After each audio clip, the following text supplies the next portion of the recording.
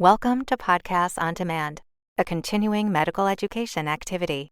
This activity includes the most recent and current clinical data presented by leading experts.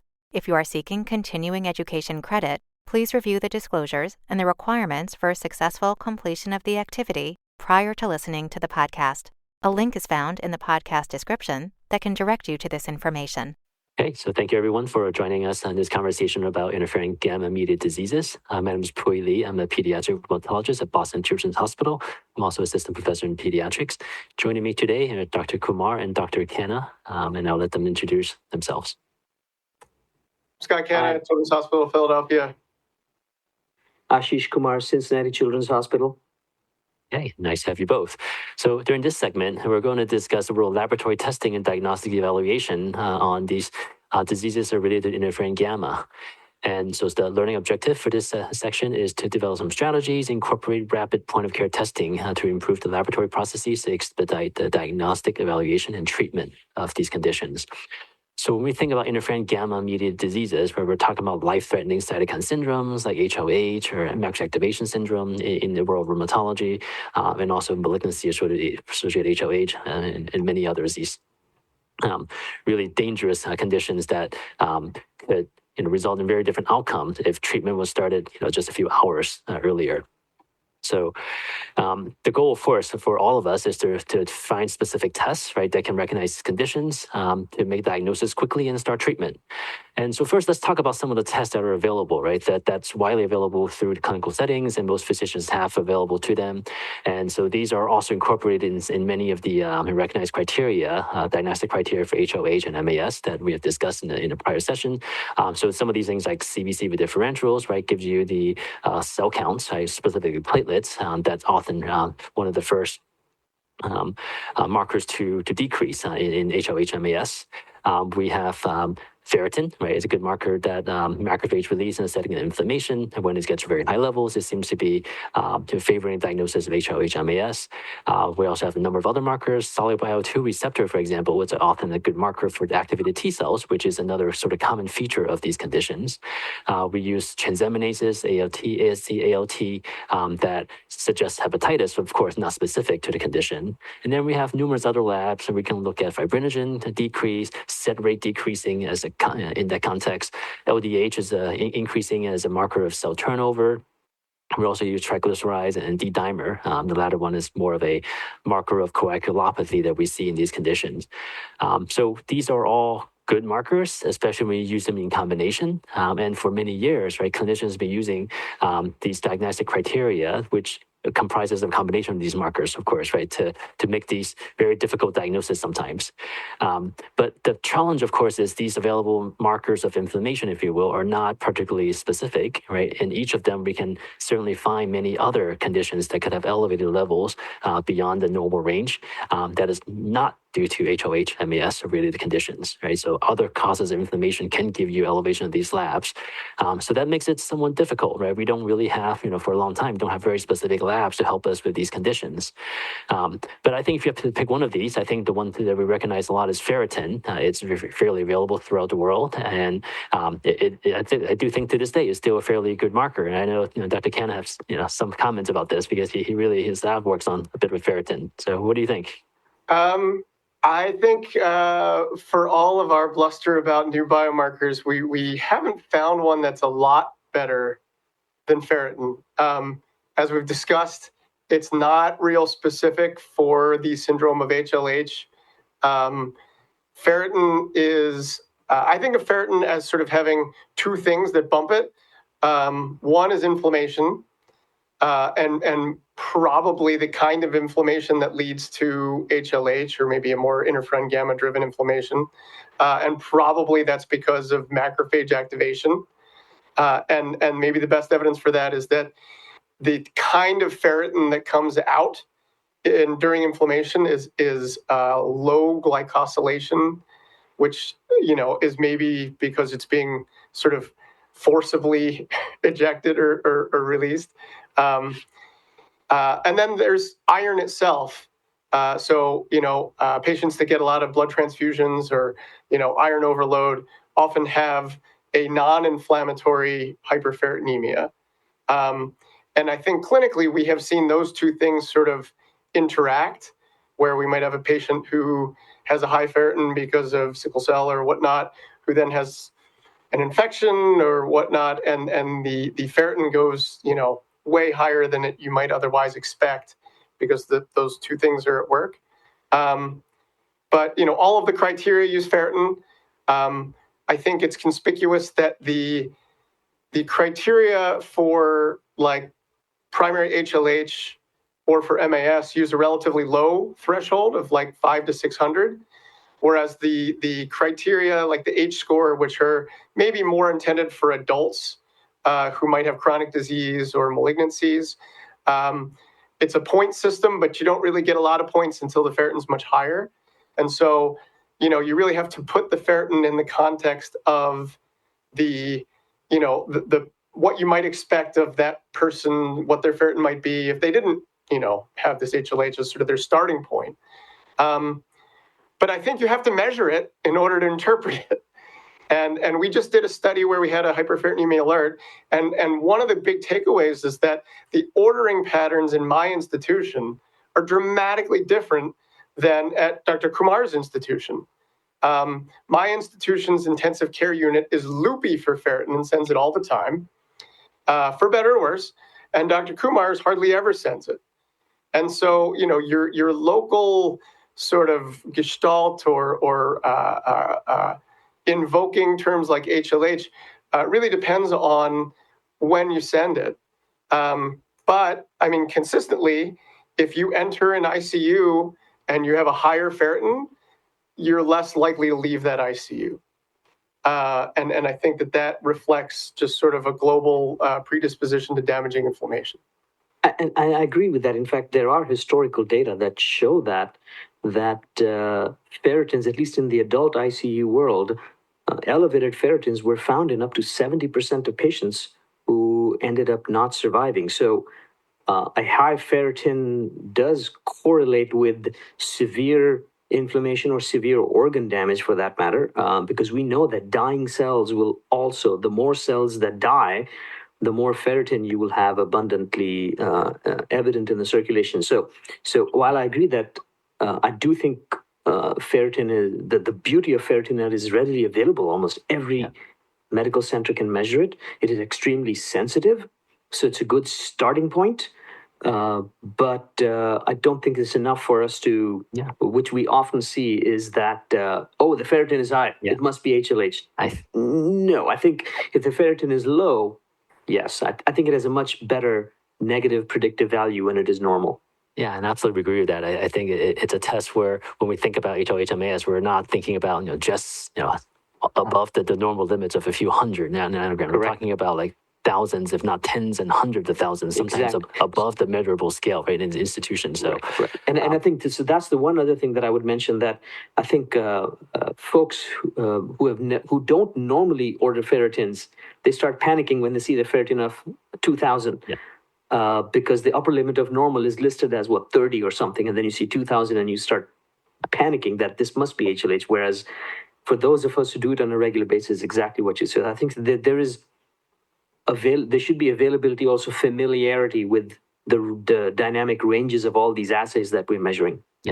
But nevertheless, it's not a super specific test. We've certainly seen cases for liver disease and other places where there's no HLH, but ferritin gets very elevated because of a clearance issue. So, but ferritin has been around for decades, right? It's really a sort of a good marker. But now, fast forward to 2024. Now that we know a lot more about the biology of HLH and its related conditions, and so we can think a little bit more about the molecular level in terms of the immunology behind it, right? Thinking about interferon-γ as one of the key cytokines that drive this process. So specifically, we're talking about T cells, right? Activation, releasing interferon-γ that drives the cycle of inflammation. So it seems like an obvious thing that, maybe we can measure like cytokines, right? Like interferon-γ in the context of diagnosing HLH-MAS. But maybe it's too simple, right? We do have these cytokine panels, and some places there's a send out. In my institution, we send it out, which, of course, becomes a challenge. If you send out test and it comes back after 3 days, is that really a good, test that you want to diagnose a condition where the patient can die within, hours? And are the cytokines that often they measure a number of them, like the 12, 13 cytokine panels. Interferon gamma often is included. But in our experience, it's also, when it's really high, you pick it up. But if it's not very high, it's often, sometimes you see it, sometimes you don't see it. And then there are other markers that are cytokines that comes back that, we don't know what to do with. Like we have high IL-6 that's often seen, but that's often just generalized inflammation. We can see that reflecting your C-reactive protein. We see high IL-10 that also just reflects general inflammation, although we see it's high often in HLH also. What do you guys think in terms of your institution, your practice of cytokine panels, and do you find that useful? Start with Dr. Canna. We do. I maybe not as bullish on our cytokine panel as some of my colleagues, but we certainly send it a lot. We are fortunate to have a panel that we run in-house that is quite sensitive. And we've done this a number of times where an interferon gamma level on our assay will be elevated and will be normal if it goes to, the same sample goes somewhere else. And so I would say, one, you kind of have to know your panel and what the sensitivities are. And two, the highest thing is not the thing that necessarily needs to be blocked. I think it's a little bit more like reading tea leaves. The cytokine panel of HLH is canonically a lot of interferon gamma, a lot of IL-10, maybe not so much IL-6 and TNF, and IL-8 is a little bit of a wild card.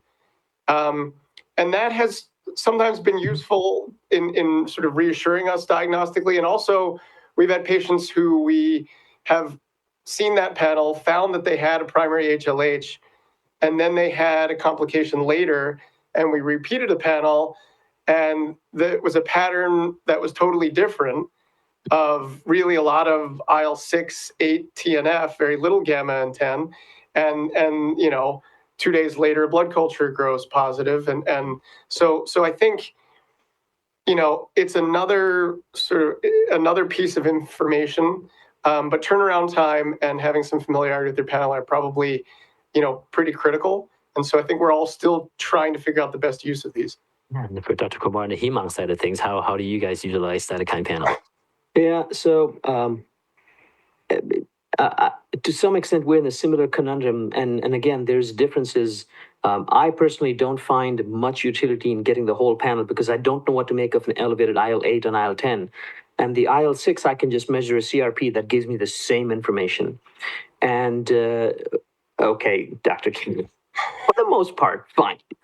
But it's interferon gamma that we're most interested in. What we find is that, just like you said, the dynamic range of measuring interferon gamma itself, the dynamic range is a little narrow. So interpreting that became a little bit of a challenge. And this is where we now have the availability of one of the downstream chemokines of interferon gamma, and that is CXCL9. Correct. And I'm stealing your thunder by jumping to that right away, that we utilize that in a similar fashion as Dr. Canna would utilize interferon gamma. And again, it's one of the assays that is not universally available everywhere. We just happen to be fortunate that it's available at our institution. And so when we see an elevated ferritin, cytopenias, and liver inflammation, the next thing we get is CXCL9. And just like we were talking about ferritin, we have to become familiar with what is the HLH range of CXCL9 and what may be slightly elevated. And if the CXCL9 is definitely very, very high, then I think that clinches the diagnosis of an interferon gamma-driven disease, whether it is primary HLH or MAS, that depends, but regardless, we know that it's going to be one of those. And just like Dr. Canna mentioned, that after we started therapy and all of a sudden the patient's condition changes, we look at the CXCL9 again. If the CXCL9 has gone up, then we think that the disease is escaping our treatment.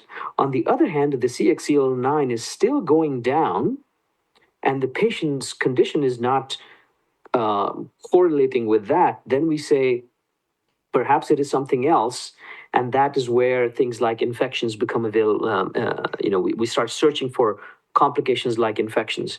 And so the newer player in this arena is currently CXCL9 or interferon gamma if you have it available?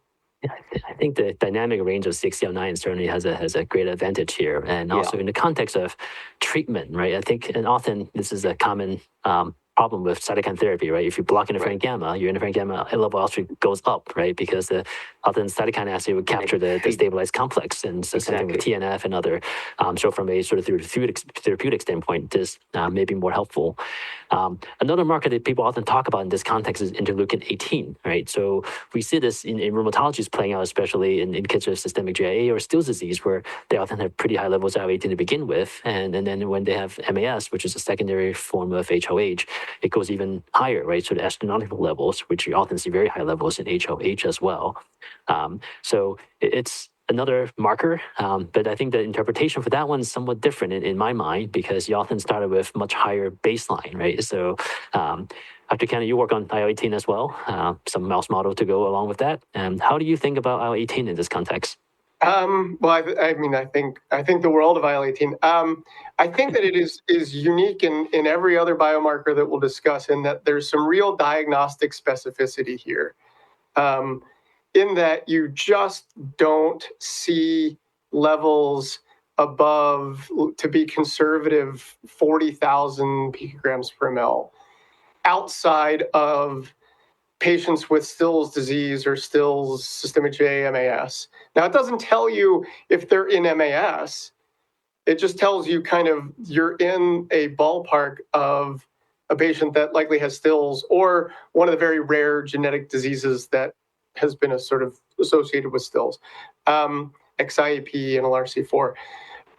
And so, by contrast, if you have a patient who has all the features of HLH and you send an IL-18 and it's pretty minimally elevated, you can, in a lot of ways, rule out MAS or systemic GIA Still's, because it really should almost universally in those patients have IL-18s that are, and we've seen levels 500,000, 600,000. My level is consistently around 300-400.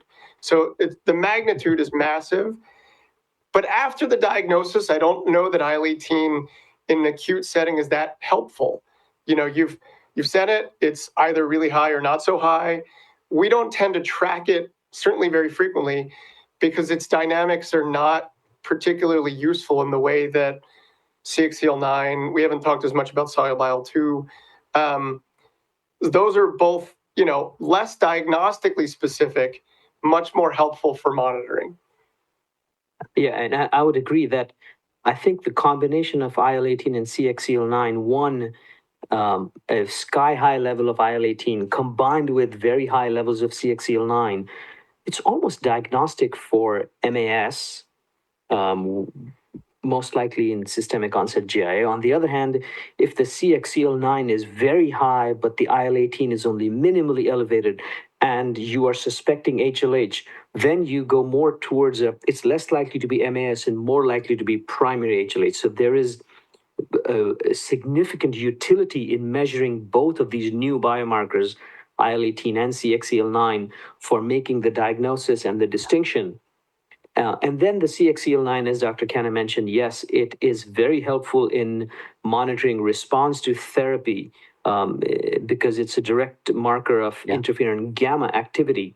And whatever treatment you are using in an interferon gamma-driven disease, whether your treatment is working or not, the CXCL9 is a very sensitive biomarker of that. Yeah, and just to round out the discussion on the T cell component of this, right? Because sorry to cut you off. No, I think that's very soluble IL-2 receptor is another marker that Dr. Canna mentioned that's been used, for some time now. It's thinking about shredding from activated T cells, right? But from my work and also work with others, where we're also now looking at specific T cell profiles, right? So looking at these population activated T cells, often characterized by expression of CD38 and MHC class 2, where it's quite specific in the context of HLH-MAS compared to other sources of rheumatic disease, for example, where we do see immune cell activation. But time will tell whether those will be developed as a good diagnostic marker or more of a monitoring marker in the long run. But I guess to our point earlier, that panel of CD38 and that activated T cell profile is not unique to primary HLH and MAS. Correct. In infection-associated HLH, maybe Totally agree. even in malignancy-associated, you see some of those same patterns. And so there may be a convergence, and this idea of a secondary HLH may be a real thing. I think it's also worth mentioning that, like, outside EBV, it's not every infection that equally leads to infection-associated HLH. It tends to be intracellular infections, be they dengue virus or ehrlichiosis or TB. Yep. Right? It's things that are inside cells, which are really the kinds of things that type 1 immunity, interferon gamma, CD8 T cells are sort of purpose-built to attack. Yeah. And so, I think the soluble IL-2 is maybe a more crude readout than the CD38, HLA-DR, however you want to describe them, T cells, for what we truly mean as HLH, as opposed to a patient who has hyperferritinemic sepsis but is not a T cell driven process. It's just everything's shutting down. They meet criteria, but we're not talking about a T cell driven disease. We haven't mentioned CAR T cell CRS at all. And I just want to point out that I think that that's another great illustration of having a starting point for what you expect biomarkers to be, because we're often flabbergasted at what the ferritin levels and the soluble IL-2 levels are in CRS patients. Yes. Because they're, 50,000 ferritin levels and, just stratospheric. And perhaps in part because those patients have often refractory cancers, they're getting transfused. So their starting point is much higher already. And so, like, I think the trends in these biomarkers are important, but maybe Dr. Kumar, you can comment more on sort of how these things play out in situations like CRS. Yep. Before I get to CRS, this is the one point you and I completely agree on, and that is markers of T cell activation are important in differentiating, are we truly dealing with a mimic or a real? And these, whether it's a soluble IL-2 receptor, HLA-DR, or CD38, those have very high utility as negative predictive markers again. So if they're normal, you can say this is not an HLH-like disease. And as far as CAR T cells, yes, these are activated T cells that are being purposely activated to go and seek out the cancer. And they become more activated once they come in contact with the ligand. The best example of that is the CD19 targeted CAR T cells that are going after either a B cell leukemia or lymphoma. And as soon as they encounter their ligand, they become super activated, which is their job. In that activated state, depending on how activated they become, and that some of it depends on how much cancer they have to wipe out, they will secrete vast amounts of other inflammatory cytokines such as IL-6 and then even interferon gamma.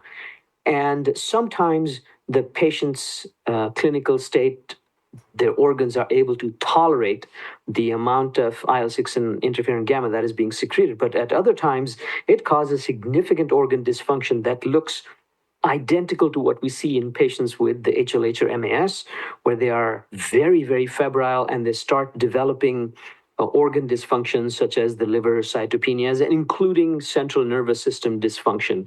And all of these are driven by the same inflammatory cytokines that we see in MAS and HLH. So that's a newer, truly secondary form of HLH that is iatrogenically driven. But the underlying basis has some of the similar cytokines, such as interferon gamma, that we see in primary HLH and MAS diseases. Yeah. And so these markers, the same ones, ferritin, CXCL9, become useful in differentiating if we have a patient who's just received CAR T therapy and they start having fevers, are they having an infection or are they having a cytokine release syndrome? I think these markers help us in that situation as well. I think that's all excellent point. And we really have this nice conversation about many different markers that are available. I think one of the key points that we can all agree on is having these tests available as a rapid test, right? Getting results back on the sooner side is what makes them useful, because if you get them Exactly. several days later as a send-out test, the utility is much less, I would say, right, in terms of using this for an acute condition. So I think that's that's to the point where we also have to work with the laboratory medicines and institutions to try to introduce some of these really important tests, because many places still don't have this. I think we're all fortunate to be in large tertiary centers where these are some of these options are available. But for the large majority of physicians out there, these tests would be great to have to facilitate diagnosis as well as monitoring of these conditions. But let us not let our audience throw their hands up in despair, because that's just not, if your lab can send out tests, they can send out these tests. Yeah. And I know that because we send my lab works on nothing but IL-18. We send our clinical IL-18s out to Dr. Kumar's institution for right now. We do. And we still, find them incredibly valuable and useful. And so our audience has the same access to these tests as we do. Yeah. And yes, it would be great if we all had them in 24-hour turnaround time. And hopefully that's coming. But, you have access to these. And so, your patients deserve to benefit and be managed the same way ours do. And my understanding is there are also commercial entities that are developing these tests, so they're becoming more available. And correct. So it's not.